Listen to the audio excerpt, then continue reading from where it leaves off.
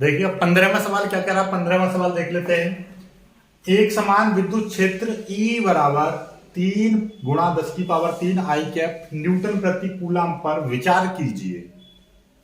इस क्षेत्र का 10 सेंटीमीटर भुजा के वर्ग उस पार्श्व में जिसका तल YZ तल के समानांतर है, गुजरने वाला फ्लक्स क्या होगा।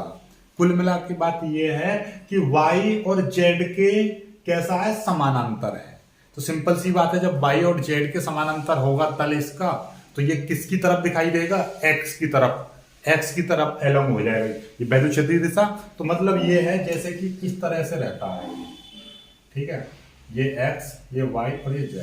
तो Z ये ऐसा नहीं, Z का मतलब ये है कि Z इस तरह से रखा है ना, तो इसका जो पार्श्व में जिसका तल कैसा है, यानी इस तरह से रखा हुआ है, वो क्यूब जो आपका घन है वो इस तरह से, वर्ग इस तरह से रखा हुआ है, ऐसे ऐसे ऐसे और ऐसे, यानी कि इस पर इस तरह से बना हुआ है ऐसे करके, ठीक है, कोई दिक्कत वाली बात नहीं है। तो इससे फ्लक्स निकलेगा, तो फ्लक्स किधर जाएगा, ऐसे जाएगा फ्लक्स यानी वैद्युत क्षेत्र की बल रेखा इधर की ओर जाएंगी। तो किधर की ओर चली जाएंगी, ये इस तरह से बनेगा आपका, ये इस तरह से बनेगा, ये जो है आपका ये वाला इस तरह बन जाएगा, यानी कि ये इस तरह से आ जाएगा, बिल्कुल खड़ा हो जाएगा। तो वैद्युत बल रेखा किस दिशा, इधर की ओर जाएगी, यानी एक्स डायरेक्शन में।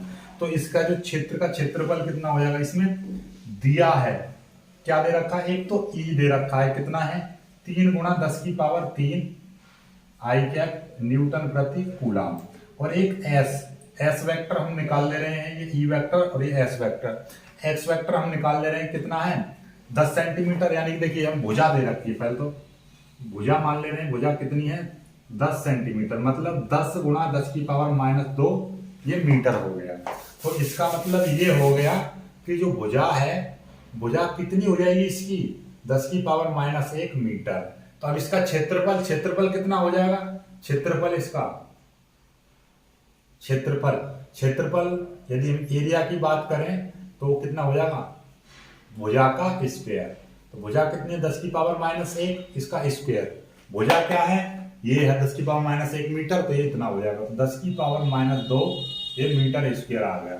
ये ए वेक्टर लिख देंगे, ठीक है, क्षेत्र वेक्टर, और इसका आई कैप कर देंगे। आई कैप क्यों, क्योंकि अभी मैंने समझाया था, यदि ध्यान रखना Y और Z के समानांतर होगा तो आई कैप आएगा, ठीक है, Y और Z के होगा तो आई कैप आएगा, Z और X के होगा तो J कैप आएगा, ठीक है, और X और Y के होगा तो आपका K कैप आएगा। ये याद रखनी है बातें, ठीक है, सिंपल तरीके से, ठीक, चलिएगा।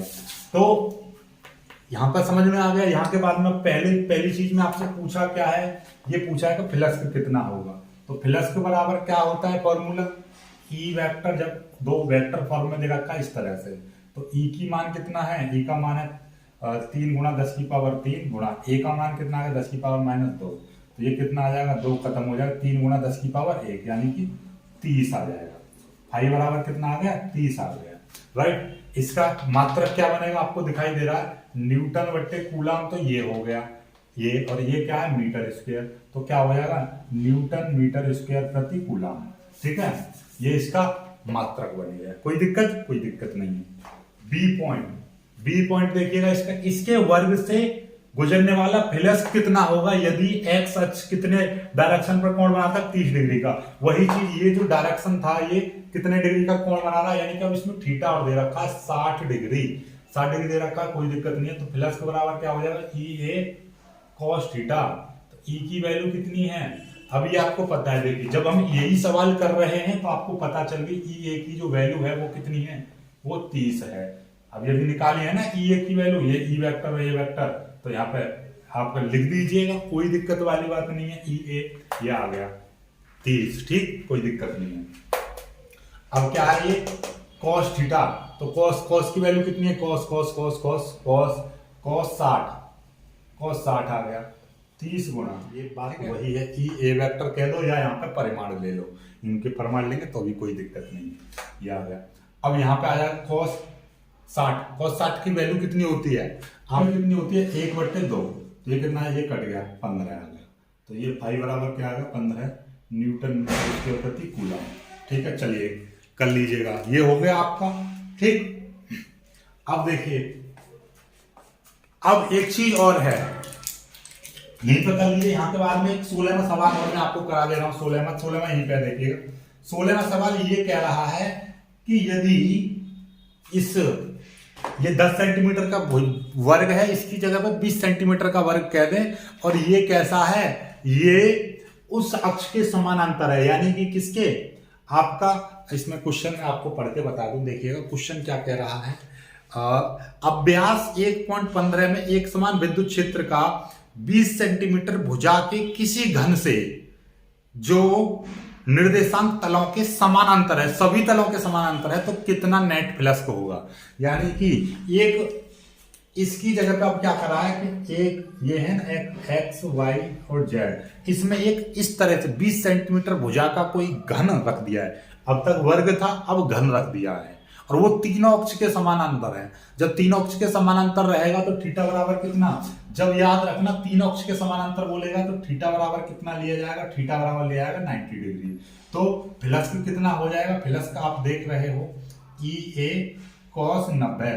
cos 90 का मतलब, cos 90 का मान कितना होता है, 0 होता है। ये टोटल मान कितना आ जाएगा, 0 आ जाएगा। तो कोई भी फ्लक्स नहीं गुजरेगा, क्योंकि cos 90 का मान होता है 0। ठीक, समझ में आ गई बात। जब तीनों अक्ष के समानांतर कहेगा तो थीटा बराबर 90 डिग्री लिया जाएगा, ये याद रखना। ठीक है, फ्लक्स में हमेशा थोड़ा सा उल्टा रहता है कि जब समानांतर बोलता है तो 90 डिग्री लिया जाता है, जो लंबवत बोलता है तो थीटा 0 डिग्री लिया जाता है। ठीक है, याद रखना ये वाली बात।